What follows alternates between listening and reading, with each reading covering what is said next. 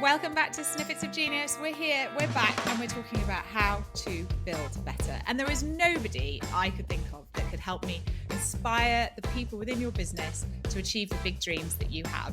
And that, my friends, is Sally Page. She is the co-founder of WorkTrip. So the nature of offsites is definitely changing. And this is not a change that we are driving, it's a change that we support, but it's already been happening. I think gone are the days when offsites used to be these big, they're basically like willy waving competitions, right? Sorry, not to put too fine a point on it, but it's like, let's get the whole company together. We'll all sit there and listen to the CEO whittering on about something that we quite frankly we could have done asynchronously. And then we'll all get drunk together and call that bonding. Like, we've all experienced those. It's not that they weren't fun. I mean, I've had loads of fun at those things, but do they actually deliver back in terms of impact and a momentum for your business? Arguably not, right? She has got a wealth of experience pulling together not only high-performing teams, but wonderful partnerships, doing everything from building up businesses all the way up to Series C and going further. She's been up in Blinkist, she's done Audible, she's done so much stuff. I'm just going to let her talk because otherwise I'll be here all day. So without further ado, Sally, welcome to the show. Oh, thank you so much for having me. What an intro. I feel like I should get you to introduce me every single day and I'd do the best work of my life. It'd be great. I love it. Anytime. Yeah, set me up. No, Sally, it's brilliant for you to be here. We're going to jump into some quick fire round questions now. Oh gosh, okay. I'd love to know something people often get wrong about you. They mistake my passion for aggression. And what's one thing you wish you'd done sooner? I wish I'd got a standing desk sooner. It's on my wish list. I'm just going to put that out there. People still wondering what to buy me for my last big birthday. Good stuff. And then tell me about the biggest lesson in running your own business. There is a amazing skill which I do not yet possess of switching between the sort of 30,000 feet view and the being on the ground. And that moving up and down is constant over the course of the day and really tiring, but it's necessary. So I would love to hear if anyone's got tips about if you can do that in a structured way, I would love to hear them. Oh, it sounds like it'll have to be one of my next workshops. We'll come back to that. So let's continue. What's the best part about your work? Working with Sophie. She's amazing. And when she asked me to sort of think about going on a sort of co-founder journey with her, I immediately dismissed it because I thought, well, I've probably not got the skills that she needs, but also we're quite similar. So I was like, oh no, you want someone who's a co-founder who's different from you, thinking about the sort of Matthew Syed cognitive diversity. And then the more that we've started working together, we've realised actually we think very differently and we have very different approaches to things. And we've uncovered that by working closer together and for a longer period of time. And it's just a delight. And I don't think I could do this on my own. Nice. Always good to have your girl there with you, 100%. Yeah.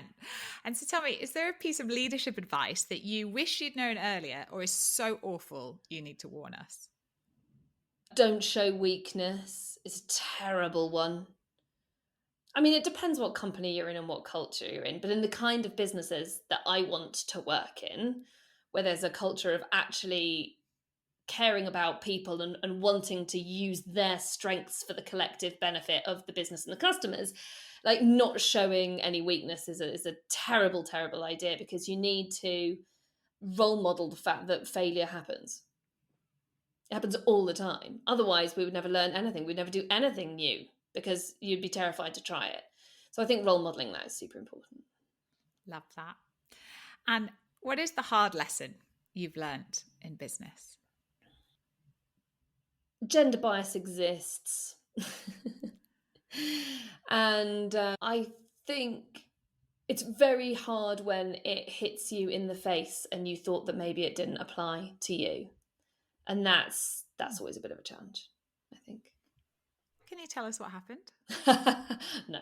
Oh gosh, Still raw, still a big smack in the face. They say talk about scars, not wounds, don't they? So I think, Hear that. I think, and it's not, I think it's, no, I mean, in terms of rough outline, I think I've had a really privileged upbringing and career. And I think I've been given so many opportunities and handed them on a plate. So as far as I was concerned, being a female and being promoted all the time, you just like, yes, I can totally see how it happens. And I think that I'm very lucky that I have other privileges, which mean that I haven't experienced it.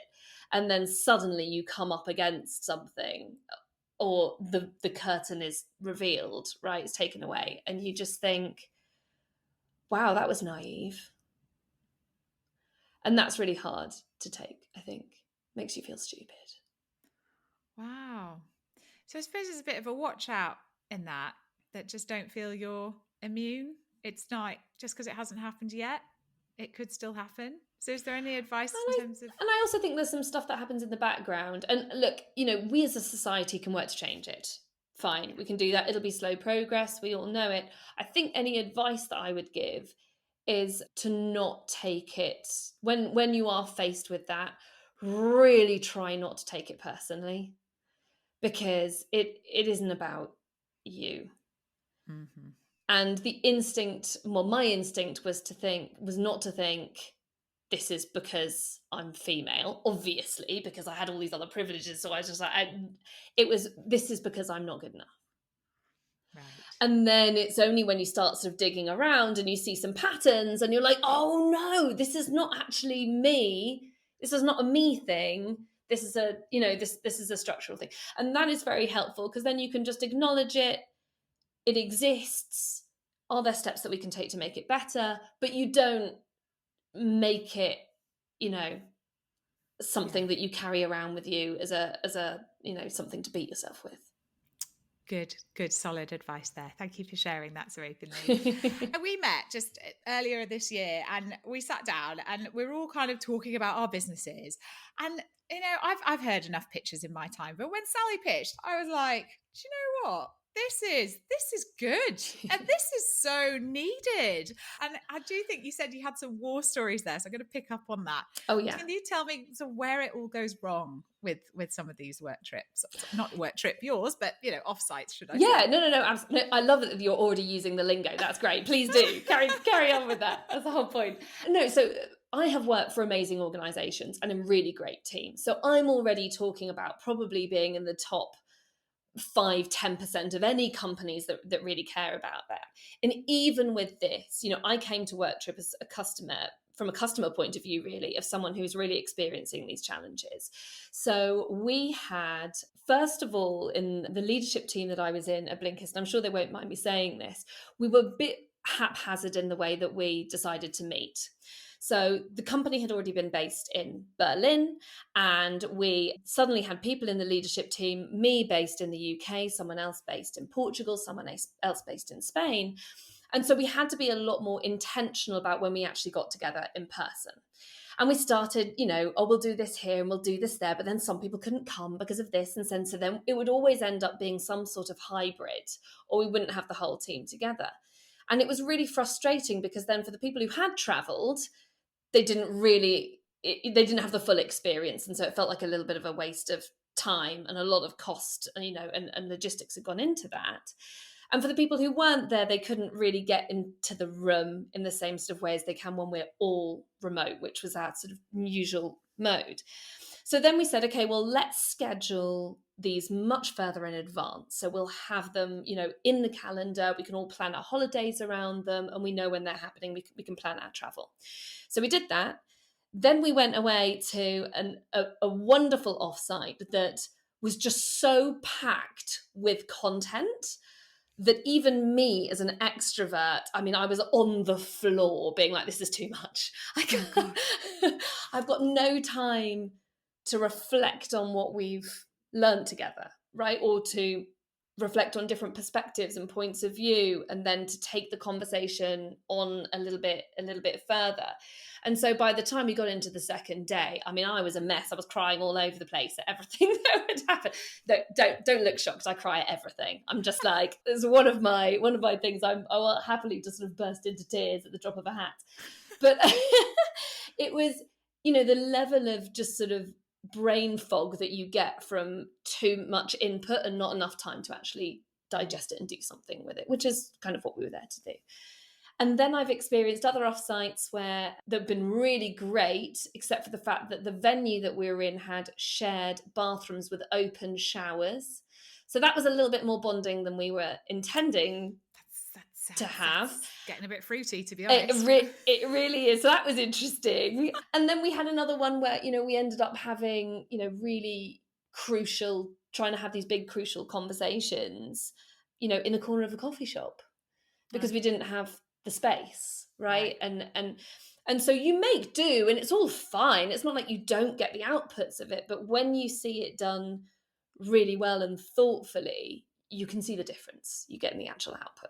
Yeah, absolutely. And I think there's probably, in terms of seeing the difference, it's also feeling the difference, isn't it? Just the whole experience from the beginning to the end. And what kind of, if you like, what differences do you personally see, feel, and what sort of ignited your passion to make this happen? So there are a few things, and they're little things that you learn as you make mistakes. And that's, I think, one of the things that I was really passionate about coming into Work Trip, was to stop other people making some of those mistakes, right? Have some of those shortcuts so not everyone else was sort of learning, because we are in a different mode of working now. Things have changed dramatically over the last few years. And so just being able to pull through some of those things and say, okay, no, that's what great looks like. That's what great feels like is really sort of what we want to democratize almost a little bit, right? And make that a little bit easier for people. So what's really good? Number one is having a very clear goal for the offsite. What does success look like? You'd be surprised how few people can answer that question. Okay. They'll say, well, we want to get together and have fun. It's like, that's great. You will have fun. You're a great team. You're nice people. What else do you want to do? Because this is really high value time. Even taking apart the cost side of things, which doesn't have to be massive. You can do things on a budget, but the time investment is definitely there. And people feel it, especially if you have people who are working remotely or working hybrid and have other commitments that they have to navigate around going on something like an offsite, which is very intensive, right? So really knowing why you're there, and for the whole team to know, is really helpful, because there's focus and there's alignment on it. Being in an environment that is not your normal environment. We spend all day very task focused, and we just run through our to-do list, right? And we feel all the endorphins of having ticked things off. That's fantastic. And there's an environment where we can do that super well. The kind of things that you want to do on an offsite together as a team is a very different environment. That's not in there based for hyper efficiency. That's not the point of it at all. It's got to maximize connection. And so at Work Trip, we really specialize in memorable out of town locations and venues. That's what we really care about. There is so much science now on the benefits to your physical and mental and emotional well-being of being outside, even for 20 minutes, that you just can't ignore it. So for us, that's really important, and that's what we champion. So there's that space to actually think deeply and creatively, and quite often, this is a coach, actually question some of the things we've been doing. And you do need physical and mental space to actually do that. It's quite a hard thing to do. It requires quite a lot of courage. Third thing is that don't pack the schedule. Please give people breaks. The human brain cannot concentrate for more than 90 minutes at a time. We can't. There's scientific research to back it up. So if you think about things like that in terms of chunks and movement between places and high intensity learning time versus, half an hour of decompression or just a walk outside in nature, you're going to get much more out of that time together than you would if you'd actually really packed the schedule in, where you think you're really maximizing the time because you're putting so much in, but people don't remember it and it doesn't have the impact. Yeah. And so the way that we structure things, both in the work trip marketplace, where you can sort of select from your venues and your workshops and your connection experiences, and when we're actually programming on behalf of our clients, we think about it in terms of where you stay, so that environment, what you're going to learn together, because there is nothing that bonds a team better than a bit of social learning if it's done well. And we only work with people who do it well, who are a little bit out of the ordinary. So you won't get any of your, off the peg stuff from us. We have people who really know what they're talking about and sometimes come at topics from quite an esoteric angle. So it's surprising, right? And I think that there's something really novel and inspiring about that. And then the ways you're going to connect. Sophie, my co-founder, and I are both massive foodies.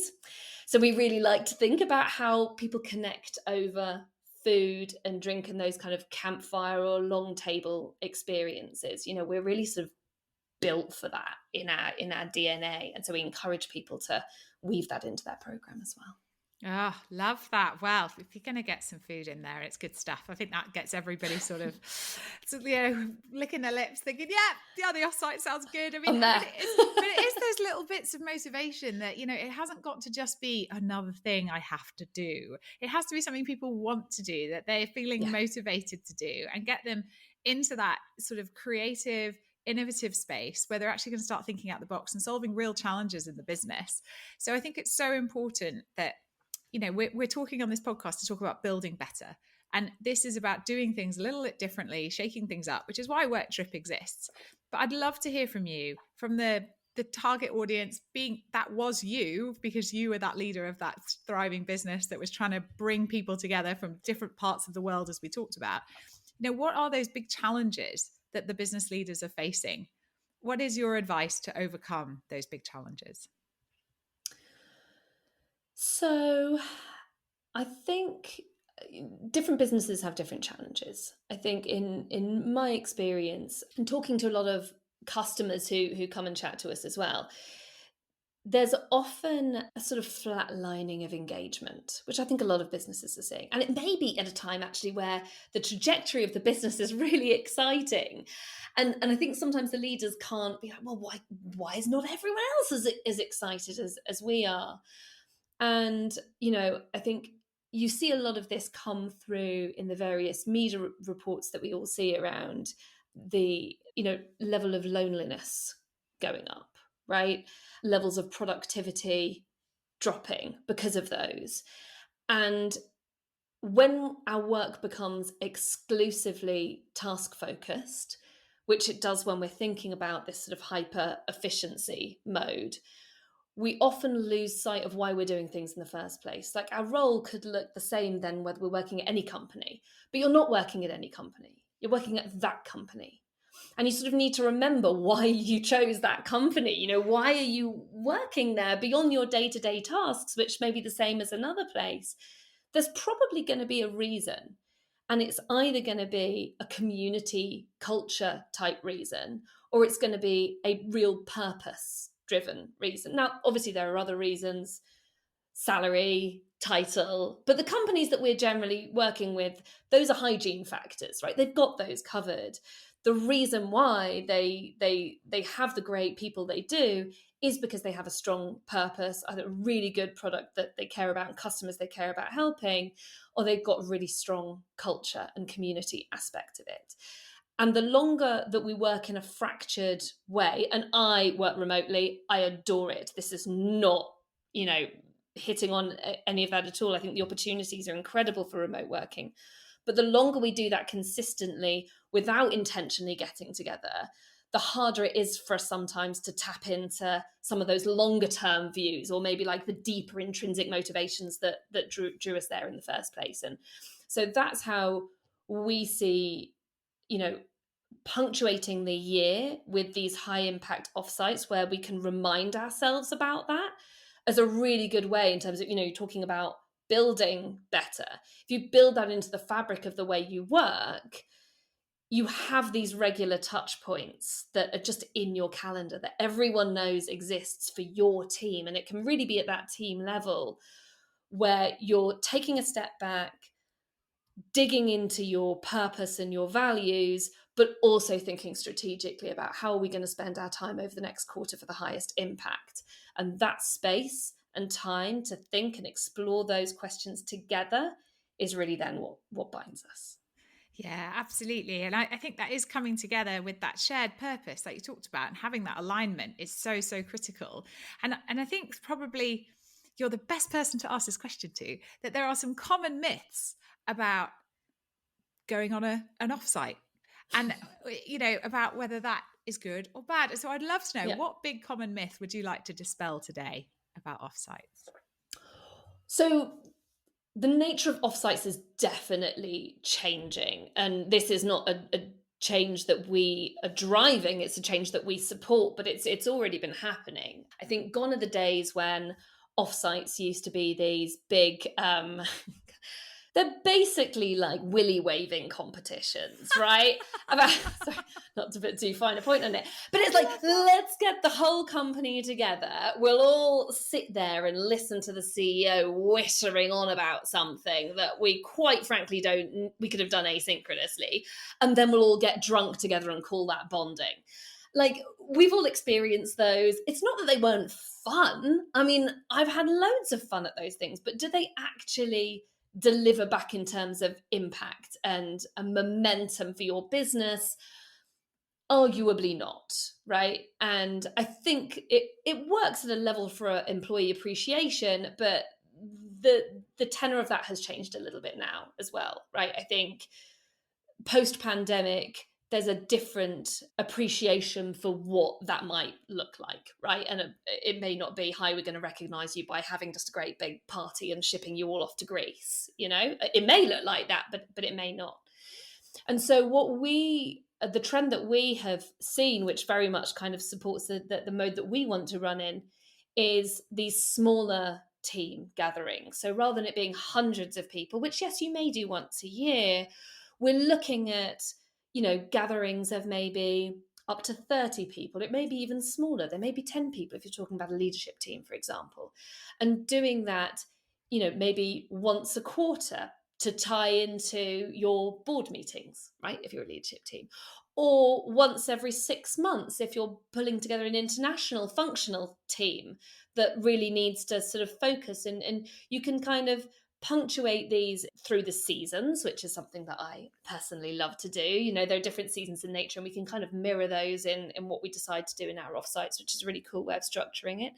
Or it may be much more to do with your financial year and how that runs, right? And you might have different seasons there for doing different things and focusing on different aspects. So I think it's about smaller, more intentional gatherings so we can actually build those connections in, and making those offsites work for you as a business whilst also having all the good feels of getting to know each other and bonding and having a sense of belonging. Brilliant. I think I'm interested to question you about that sense of bonding with the team. I mean, what does good bonding look like? And let's avoid the communal showers and the willy waving and go back to... Yeah, there's a running theme with my feedback here, isn't there? So what does good bonding look like? Do you know, some of the most impactful conversations happen in unstructured time. So structured time is great because it gives people reassurance, it gives a flow towards to the day, and you make sure that you're getting towards your goals, and that's really important. But it's in those unstructured moments where we tend to really bond, and it can look like so many different things for different people, right? It may be the people who you're sitting next to in your long table dinner, right? And you have a conversation that you wouldn't have had otherwise. It may be that you've gone for a walk in a break between sessions and someone's come with you and just said, that really made me think of this and why we do things this way. Or maybe it's something a bit more personal than that. It may or may not be. It could be business focused, it can be personal focused, but I think the kind of bonding that you see when you spend an intense period of time together over say a couple of days is you begin to understand the way that other people in your team communicate. And that's really important because when we then go off and work remotely, it is so easy to misconstrue communication. Yeah. It's we've all done it, and you read tone into things because you don't know what's going on. Whereas if you've spent a little bit more time with somebody, you start to see how maybe their abrupt tone is not mirrored in their body language, for example, right? Yeah. Or it's kind of just the way they are. And it's like, oh, okay, we start to break down those barriers of miscommunication a little bit, and so we can spend more time focusing on fixing the problems or coming up with the creative solution or whatever it is, rather than worrying about where we stand with each other. Yeah, that's such a big one. And getting that friction out of the way of that Yeah. miscommunication that you just brilliantly articulated is absolutely critical to developing that high performing team and getting your people where you want them to be and feeling really invigorated and excited about showing up, doing the work, collaborating. It's so important. Sorry, I interrupted you. Go ahead. No, I was going to say it's a big part. We work with a research and evaluation specialist because we care about the impact that offsites have. It's not just about organising it well and looking great. Logistics is fine, but we're much more about the impact side of things. And so we really look at measuring 3 areas. One is intrinsic motivation. The other one is psychological safety. And the last one is perceived team performance, because those are the 3 elements that you need to have high to have a high performing team. So that intrinsic motivation really feeds from, why am I here? Why are we all doing this? What's the point, right? And if you can really boost that up with this sort of shared common challenge, essentially, that goes a long way to actually increasing the performance of the entire team. Yeah, absolutely. Echo that. That's fantastic. And I'd love to know, just in terms of one of a few of the most interesting insights you've learned that's worth sharing about building better. I'm a big fan of thinking about development in terms of cycles. I think there's tended to be in business, and we know this has sort of gone back decades, a sort of very linear view of progress.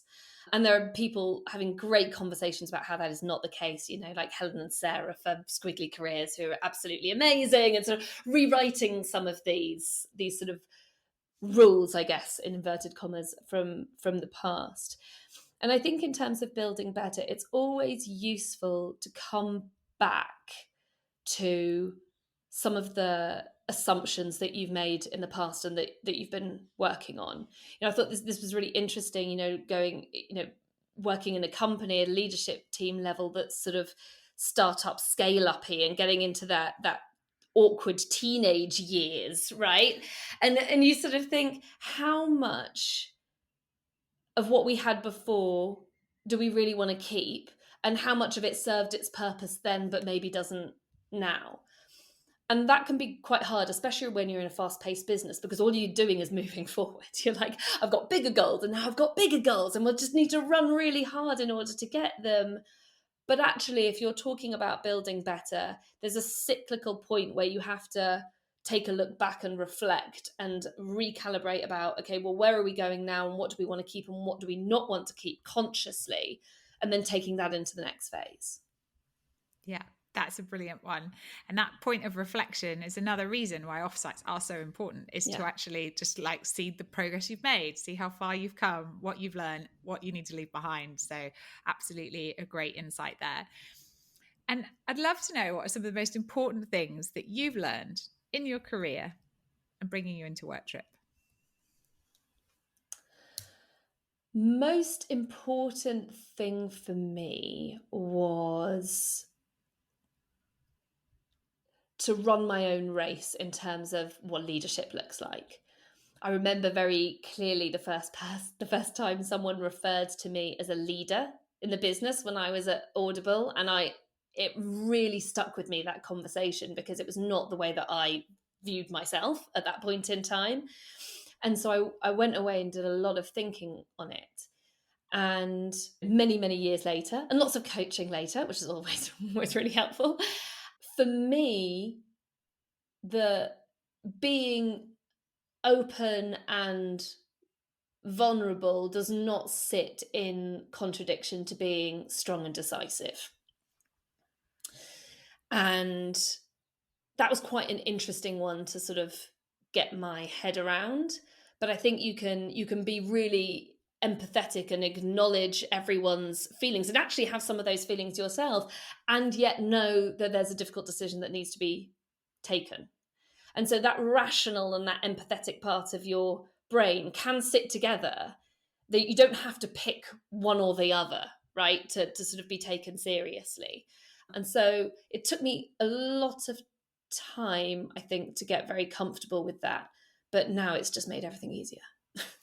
It sounds like you have a few stories to tell around that space. Is there anything you want to share as an example of where you've had to have that battle or bring those two together, should I say? Yeah, I think it's a learning mode. I feel very big emotions, hence the crying, coming back to that crying. But I've always felt emotions really, really strongly. And for a long time, I was like, well, that's just because you lack self-control, and you can probably learn that. So learn self-control. And then I did more reading into the neuroscience side of things. And it's like, well, actually, if you study different brains, some of them just light up more than others, right? And some of them have greater peaks and troughs than others do. It's no character judgment. It's just, it's biology. It's the way that your brain is built. So that kind of felt like that let me off the hook a little bit. But at times, when you're trying to be a leader and you're feeling those really big feelings, it can be too much for everyone around you. And it is. And there are times where I've definitely just, let them run, and then afterwards been like, oh, that had quite a big impact on other people. And that was something, learning about how not to diminish them, because I can't. I find that takes too much of my energy to do it.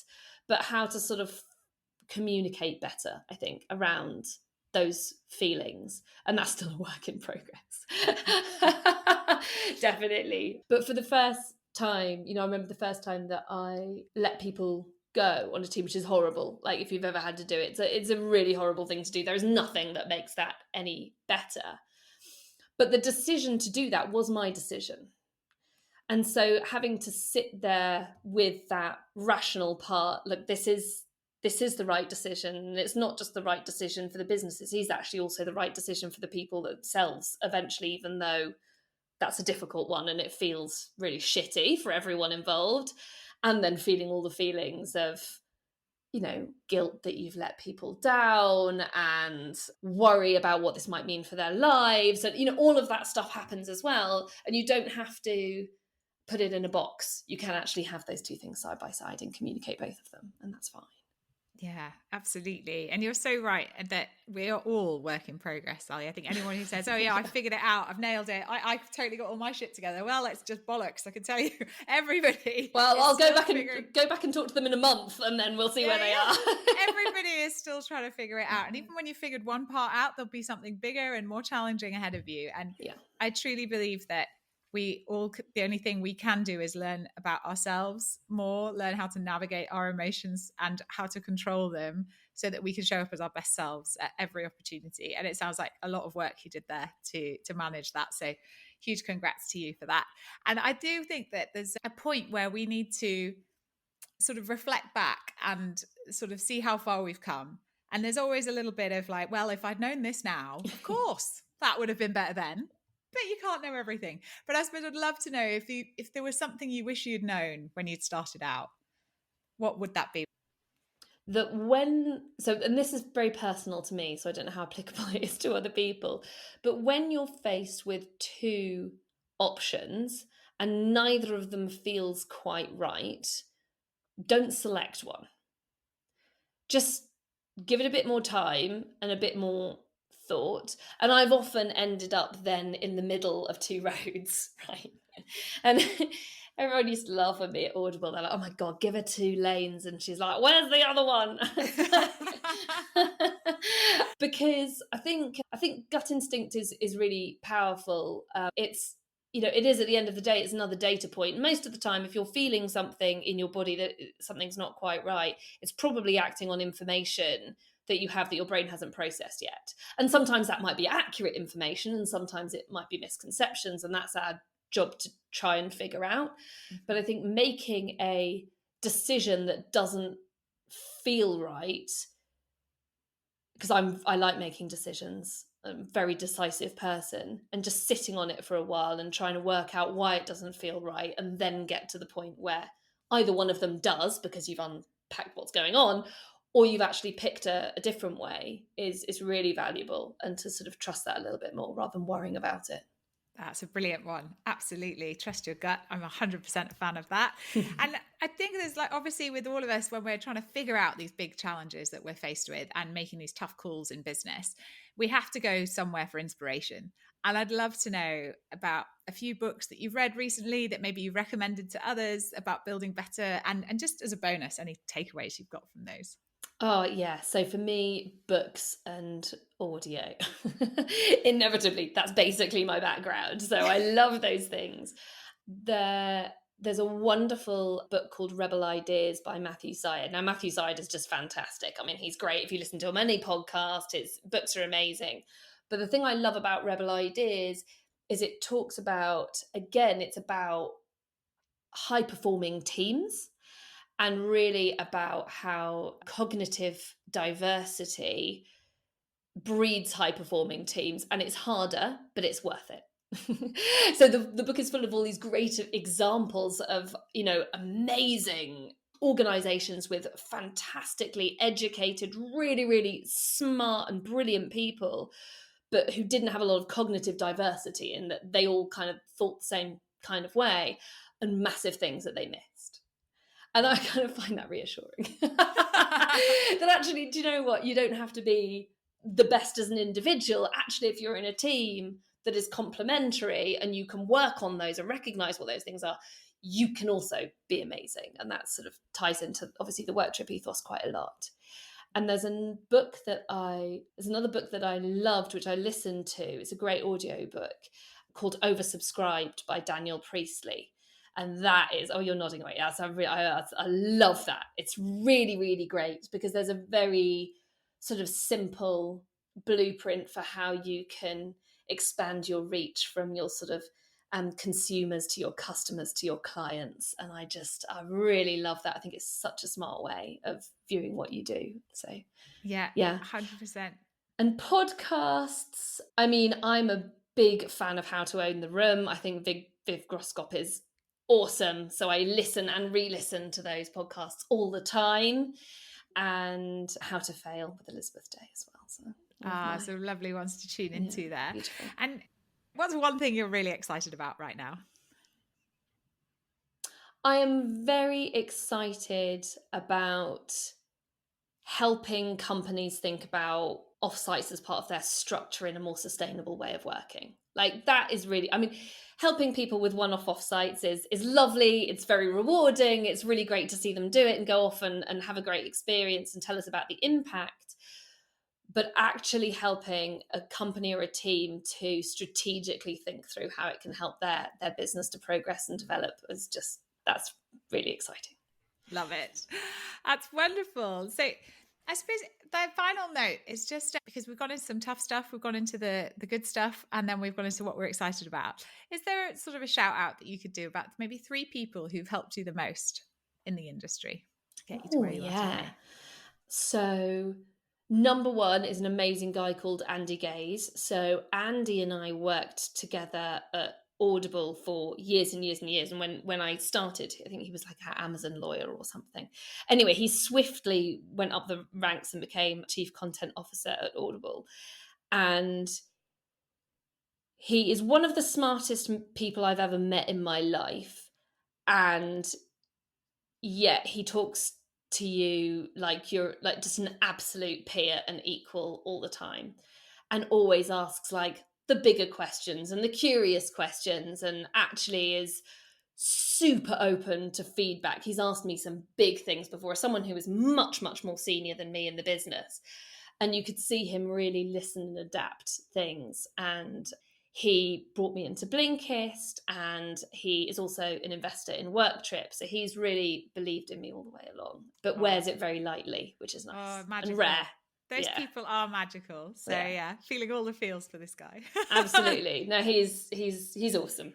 Love it, love it. And just as a final one, just on these different connections, if you could have dinner or a work trip with 2 or 3 people outside of your family, dead or alive, who would it be and why?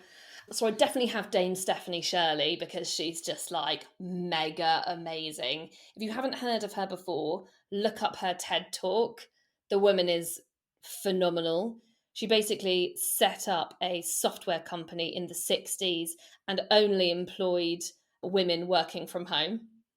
Wow. Trained them all up. I mean, she's an absolute legend. The woman is just phenomenal. So I definitely have her. Dave Grohl, because I mean, he's just amazing. So why not have Dave Grohl at your party? And who else would I have? Should I know who Dave Grohl is? I don't know who he is. Oh my God, Dave Grohl. So lead singer of the Foo Fighters. He was the drummer in Nirvana. I mean, yeah, anything to do with music. I literally have no clue. Well, he's I feel better because that's not my one zone. of the nicest people in rock music, and is also really, really dedicated to his craft, and is, by his own admission, a bit of a pain in the ass to work with, because he's just so liked it and wonderful stage presence. So I think that would be really cool. That's and cool. Who else would I have as my third one? Oh, I can't think.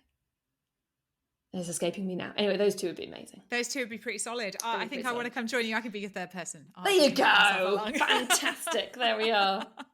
Oh, this has been brilliant. What a conversation. Absolute thrill to have you on, Sally. And for all of our listeners out there today, how can they connect with you? What's the best way to reach you? Yep, so you can find me on LinkedIn. I spend far too much time on LinkedIn, I'm afraid. Just Sally Page, so you can look me up and find me on Worktrip. Worktrip you can check out is worktrip.com.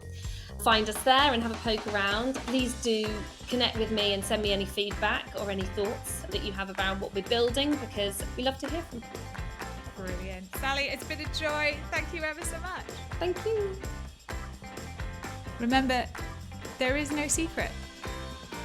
You can go out there, you can chase your dreams with the knowledge you can do anything you set your mind to, because anything is possible. Stay curious and enjoy every minute of the journey, and I'll see you very soon.